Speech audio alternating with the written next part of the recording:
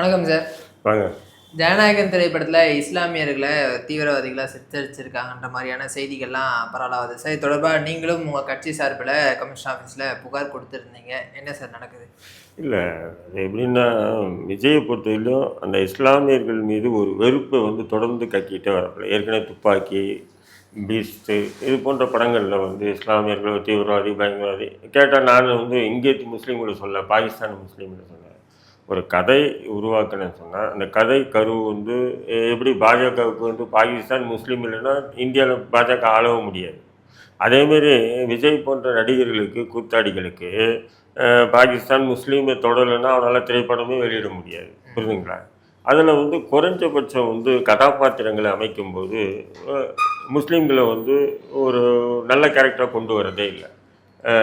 அதேமாரி தான் இந்த படத்தில் சில கசிஞ்ச காட்சிகள் நம்ம அந்த திரைப்படம் எடுக்கும்போது கூட இல்லை. அது டீசர் பார்க்கல, அந்த படத்தை பார்க்கல.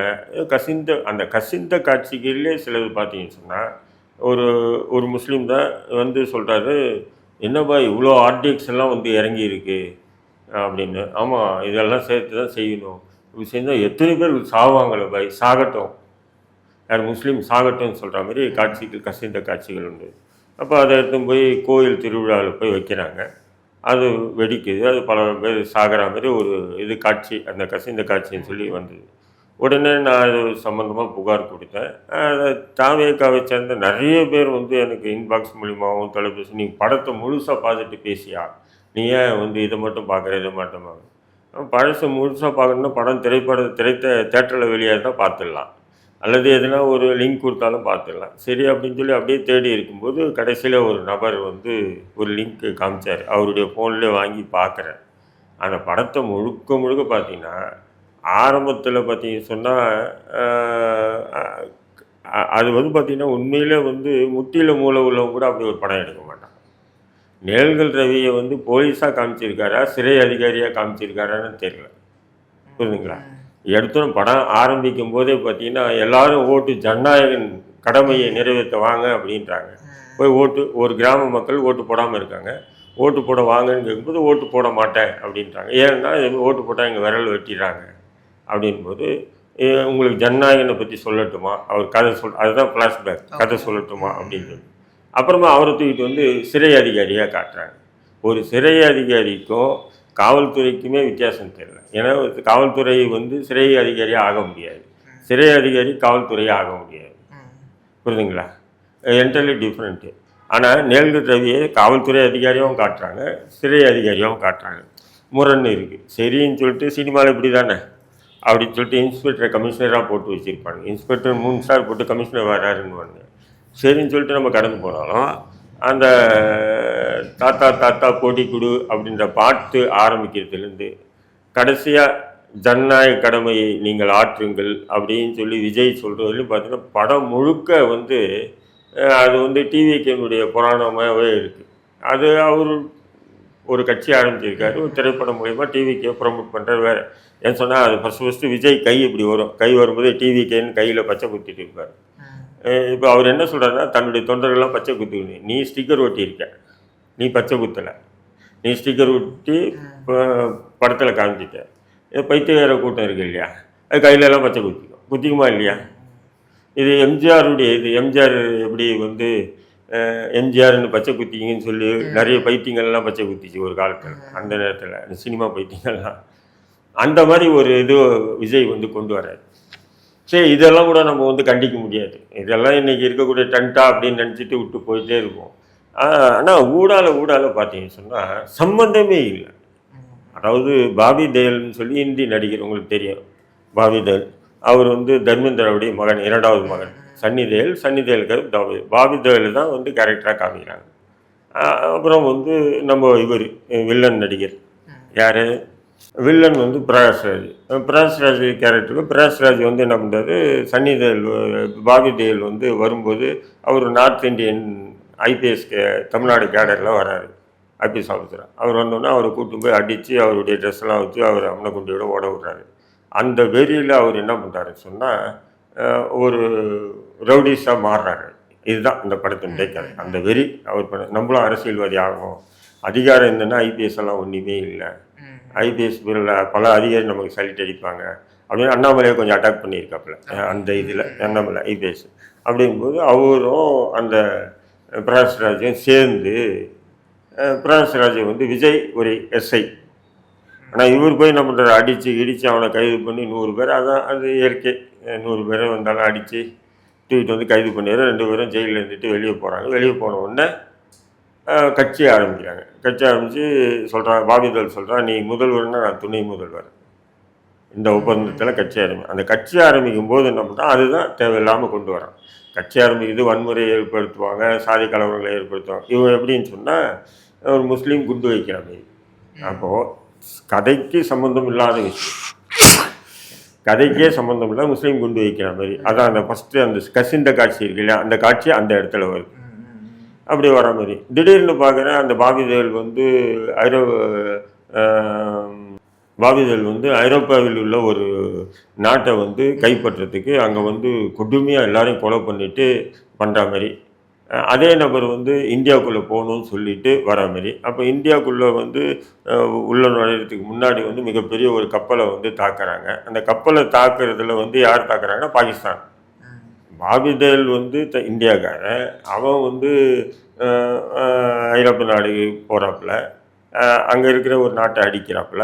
அதை அவர் வரும்போது அவர் பாகிஸ்தான் படை வந்து தாக்குதல் பண்ணுற மாதிரி. அதுக்கு வந்து பாபிதல் வந்து துணை அது போட்டு உழப்புறான். அது எனக்கு ஒன்றுமே புரியல. அது உண்மையிலே இந்த திரைப்படம் சென்சர் போட்டு வெளியே வந்துன்னா 2 நாள் 3 நாள் ஓடுறதுக்கே கஷ்டம். ஏதோ அந்த ரசிகர்கள் இருந்தாலும் ஒரு 10-15 நாள் ஓடி இருக்குமே தவிர டோட்டலாக படம் வந்து அந்த அவனை வந்து பெரிய ஒரு இதுவாக காட்டிக்கிறான். அதில் ஊடால வந்து பார்த்தீங்கன்னா ஒரு பெண்ணு வந்து கள்ள சாராயம் குடிச்சு சேர்த்துட்டாங்க, அதுக்கு நீதி கெட்டு போடுறாங்க, துப்பாக்கி சுட்டு நடத்துகிற மாதிரி எல்லாம் சேர்த்துட்டாங்க. அதுக்கப்புறம் கண்ணகி சிலைக்கு முன்னாடி நின்றுட்டு உண்ணாவிரதம் உட்கார மாதிரி.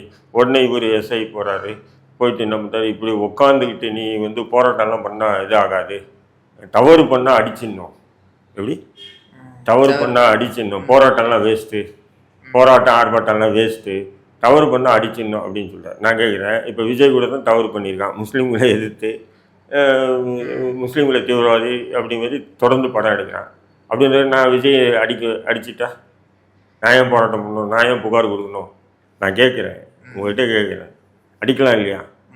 அப்போ அவனுடைய பாணியில சொன்னால் நான் போராட்டம் பண்ணுறதோ, அவனை எதிர்த்து பேசுகிறதோ, அவனை எதிர்த்து புகார் கொடுக்குறதோ வேஸ்ட்டு. அவனுடைய பாஷை அவன் எங்கன்னா பார்த்தா அவனை போட்டு பொழக்கணும், யாரையா விஜயை பொழக்கணும் அப்படின்னு அவரே சொல்கிறார். விஜயே சொல்கிறான், அந்த சீன் வரும்.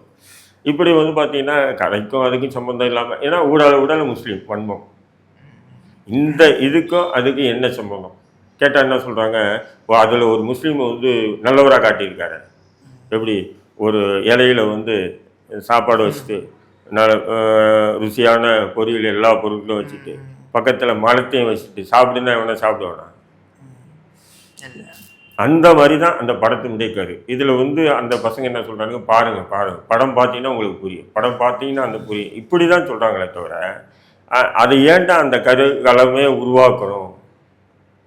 இப்போ நீயே சொல்கிற அரசியல் தூண்டுதல் தான் வந்து இந்த மாதிரி தீவிரவாதம் நடக்குதுன்னு. அப்போது நீ என்ன பண்ணணும், முஸ்லீமில் ஏன் காட்டுற? நீ உனக்கு ஏதோ ஒரு அறிவிப்பு இருக்குது, முஸ்லீம் எதிர்ப்பு அறிவிப்பு, சரி இருக்கு இல்லையா, இருந்துட்டு போ, எனக்கு அதை பற்றி கவலை இல்லை, நீ என்னை ஆதரிக்க வேண்டிய அவசியமும் எனக்கு இல்லைன்ற நான். ஏன்னா உன்ன மாரி பல நாதாரிகளை பார்த்துட்டு நம்ம அரசியல் பண்ணிகிட்டு இருக்கோங்க. நீ எல்லாம் ஒரு மயிருக்கு கூட நாங்கள் மதிக்க மாட்டோங்க. அப்போ நீ என்ன பண்ணணும், கடந்துட்டு போ, நாங்கள் எங்கள் வேலையை பார்த்துட்டு போகிறோம். எங்களை தொடர்ந்து ஒரு வன்மமாகவே காட்டணும். அதுக்கப்புறம் அரசியல் இறங்கிட்டு யாருன்னா துப்பாக்கி குல்லா போட்டுக்குது, கஞ்சி குடிக்குது, தொழுகுறது, இந்த சீனெல்லாம் என்னன்ற யார்கிட்ட வந்து நடிக்கிற நீ? பர்பஸ்ஃபுல்லாகவே அதை வைக்கிறதுக்கான காரணம் இப்போ நீங்கள் சொன்ன மாதிரி ஒரு படம் அப்படின்னா பரவாயில்ல, இதுக்கு முன்னாடி நீங்கள் அதுதான் சொல்கிறேன். இப்போ துப்பாக்கி பேசிட்டு இந்த படங்கள்லாம் இல்லாமல் இருந்து இந்த படத்தில் வச்சாலும் சரி, இது வந்து ஒரு ஏதோ வச்சுட்டாப்பில்லைங்க, இயக்குனர் பண்ணிட்டாப்பில், அது அவருக்கே தெரியும் அப்படின்னு சொல்லலாம். ஆனால் தொடர்ந்து உனக்கு அதுதான் தெரியுது, வில்லன் கேரக்டர்னா அது முஸ்லீமாக தான் காட்ட போகணும். பாபிதேலுக்கு முஸ்லீமுக்கு என்ன சம்பந்தம்? அது நீ காட்டல, பாபிதேலை ஒரு முஸ்லீமாக காட்டல, ஆனால் அவர் பாகிஸ்தான் ஆதரவாளர் மாரி காட்டுறேன், சரி அதையும் கூட ஓகே. அதேமாரி நிறைய பேர் இந்துக்களே பாகிஸ்தான் ஆதரவாளராக இருக்காங்க, காசு வாங்கிட்டு பண்ணுறானுங்க, அது கூட ஓகே. பட் குண்டு வைக்கிறது அதுவும் வந்து எப்படின்னு சொன்னால் ஒரே நேரத்தில் எல்லா இடத்துலையும் குண்டு வைக்கிறது. இப்போ பாகிஸ்தானுடைய ஆதரவாளர்கள் இந்திய முஸ்லீம்கள் நிறைய பேர் இருக்காங்கன்ற மாரி காட்டுறது. அவனை காட்டி கொடுக்குறது ஒரு முஸ்லீம். எப்படி காட்டி கொடுக்குறத ஒரு முஸ்லீமாக காட்டுற? அப்போ எந்த விதமான மனநிலையில் நீ படம் எடுக்கிற? இது எப்படி சார் புரிஞ்சுக்கிறது? ஏன்னா வந்து ஒரு ஒரு மதம் சார்ந்து விஜய் அவர்களை வந்து மக்கள் பார்க்கறதில்ல அப்படின்னு பொதுவான ஒரு கருத்து இருக்கு. ஆனா அவருடைய படங்களே இந்த மாதிரியான விஷயங்கள், இதுவே அவர் மதம் சார்ந்த ஒருத்தர் வந்து அவர் தீவிரவாதம் எதையும் காட்டினதில்லை. அவர் நடிச்சிருக்காரு, அவரா நடிச்சிருக்காரு. பட் ஆனா வந்து நீங்க பயங்கரவாதியோ தீவிரவாதியோ காட்டினது. ஆனா இந்த இஸ்லாமிய வெறுப்பு மட்டும் ஏன் சார் அவருக்கு அது வந்து விஜய்க்கு வந்து தொடர்ந்து அவர் கிறிஸ்தவர்ன்றதுனால அந்த இஸ்லாமிய வெறுப்பு வந்து அதிகமாக இருக்கு. விஜயை பொறுத்தவரையிலும் அவர் கிறிஸ்தவர்ன்றதுனால அந்த இஸ்லாமிய வெறுப்பு இருக்கு. அந்த வெறுப்பை வந்து திரைப்படங்கள் மூலிமா காட்டுறாப்புல. இந்தியாவில் வந்து அது போன்ற திரைப்படங்களுக்கு ஆர்எஸ்எஸ் வெல்கம் பண்ணுது இல்லையா, ஆர்எஸ்எஸ் பாஜக வெல்கம் பண்ணுது இல்லையா, அப்போ அது நமக்கு ப்ளஸ் பாயிண்ட் ஆகும். இதுதான் விஜயுடைய கால்குலேஷன். புரியுதுங்களா உனக்கு? இப்போ அகில உலக அளவில் பார்த்தீங்கன்னு சொன்னால் இன்றைக்கி அமெரிக்கா, இஸ்ரேல் பண்ணக்கூடிய முஸ்லீம் எதிர்ப்பு போர்களில் பல லட்சம் பேர் கொல்லப்படுறாங்க. இதெல்லாம் இந்த நாய்க்கு தெரியாதா விஜய்க்கு? இன்றைக்கி அரபு நாடுகளில் நடக்கக்கூடிய அட்ராசிட்டிக்கு யார் காரணம்? அமெரிக்க என்ற கிறித்துவ நாடு, ஐரோப்பிய கிறித்துவ நாடுகள், பிரிட்டன் கிறித்துவ நாடுகள் ஒரு இஸ்லாமிய பேரரசை உருவாக்க விடாமல் தொடர்ந்து அங்கே தாக்குதல் நடத்தி பல லட்சம் பேரை கொண்டுகிட்டு வராங்க. இதெல்லாம் கதை கருவாக வச்சு படம் எடுக்க வேண்டியதானே? இங்கே சுற்றி அங்கே சுற்றி கேட்டால் முஸ்லீம் குண்டு வைக்கலையா? சரி, குண்டு வச்சு இது எடுக்கிற. அந்த குண்டு வைக்கிறதுக்கு காரணமான, இப்போ மும்பை குண்டு வெடிப்புன்னு படம் எடுக்கிற, அந்த மும்பை குண்டு வெடிப்புக்கு காரணமான கலவரத்தை பற்றி ஏன் காட்ட மாட்டேன்ற? உனக்கு தில்லியிலேருந்து அதையும் காட்டணும் இல்லையா? கலவரத்தில் லட்சக்கணக்கான முஸ்லீம்கள் கொல்லப்பட்டாங்களா இல்லையா? ஆயிரக்கணக்கான முஸ்லீம்கள். அதை காட்டியிருக்கணும். காட்டிட்டு அதன் பிறகு முஸ்லீம்கள் குண்டு வச்சாங்கன்னா நானே கை தட்டி வரவேற்பேன் உன்னை. கோயம்புத்தூர் குண்டெடுப்பை நீ படம் எடுப்ப. ஆனால் கோயம்புத்தூர் குண்டெடுப்புக்கு முன்னாடி நடந்த கலவரத்தில் 19 முஸ்லீம்கள் கொல்லப்பட்டாங்க. முஸ்லீம்களுடைய சொத்துக்கள்லாம் சூறையாடப்பட்டதை அதை பற்றி படம் எடுக்க முன்னால் தில்லி இருக்கா? இல்லை. கேட்டால் குண்டு வைக்கிறது முஸ்லீம் தானே, அதனால தான் நாங்கள் எடுத்தோம். நீ இதை எடுறா, இதை கூட இதை எடுக்கிறதுக்கு, இந்த குண்டு வைக்கிறதுக்கு காரணம் என்ன, அதை சேர்த்துன்ற நான். அப்போ அயோக்கியத்தனமாக இல்லையா? அது வன்மம் பிடிச்ச வெறி பிடிச்ச செயலை செஞ்சுட்டு போடுறேன் நான் அதை பற்றி கவலையே இல்லை. எங்களுடைய எதிர்ப்பு நாங்கள் எதிர்ப்பு தெரிவிச்சுட்டே இருக்கோம். அப்புறம் எந்த மயிருக்கு அரசியலில் வந்துட்டு தொப்பியை போட்டுக்கிட்டு தொழுகிற மாதிரி நடிக்கிறது, கஞ்சி குடிக்கிற மாதிரி நடக்கிறது, நாங்கள் வந்து எம்மதமும் சம்மதம்ன்றது, எங்ககிட்டையும் இஸ்லாமியர் இருக்காங்கன்றது, இதெல்லாம் ஏன்ற சீன் உனக்கு? அரசியல் ஆதாயத்துக்காக அதை பயன்படுத்துகிறாங்க சார்? இல்லை, அரசியல் ஆதாயம் இல்லை. அப்படியெல்லாம் முஸ்லீம் எதிர்ப்பு அவனுடைய ரத்தத்திலே இருக்குங்க. பிஜேபிக்காச்சும் வந்து அவனுடைய மனசில் தான் இருக்குது. இவனுக்கு ரத்தத்தில் ஊறி போயிருக்குன்னு தான் நான் சொல்வேன். ஏன்னா இவனுடைய திரைப்படங்களுடைய அந்த கதை அம்சங்களை பார்த்தாவே நல்லா அந்த கருவனுடைய இதே தெரியும். இவன் ரத்தத்திலே வந்து ஊறிச்சு இவனுக்கு. அவங்களுக்கு வந்து பிஜேபி எதிர்ப்பு கூட, பிஜேபி ஆர்எஸ்எஸ் கூட அவங்க மனசால தான், அவங்க இந்திய அளவுக்கு தானே அவங்க. இவனுக்கு வந்து உலக அளவே ஒரு வெறுப்பு இவனுக்கு இருக்குது. அந்த வெறுப்பினுடைய வெளிப்பாடு தான் இவனுடைய திரைப்படங்களை அடிக்கடி வந்து காட்டுறான். இது வரும் தேர்தலில் இஸ்லாமியர்கள் மத்தியில் எந்த மாதிரியான ஒரு அதிர்வலைகளை டிவிகேக்கு ஏற்படுத்தணும்னு நினைக்கிறேன்? டிவிகேக்கு முஸ்லீம்கள் யாரும் வாக்களிக்க மாட்டானுங்க. சில சில்லறைகள் இருக்காங்க, இல்லை எல்லா இடத்துலையும் சில சில்லறைகள் இருக்காங்க. இப்போ எனக்கு கூட திமுக வெறுப்பு அதிகமாக இருக்குது. அந்த திமுக வெறுப்புன்றதுக்காக நான் இந்த சைனடு குப்பையை தூக்கி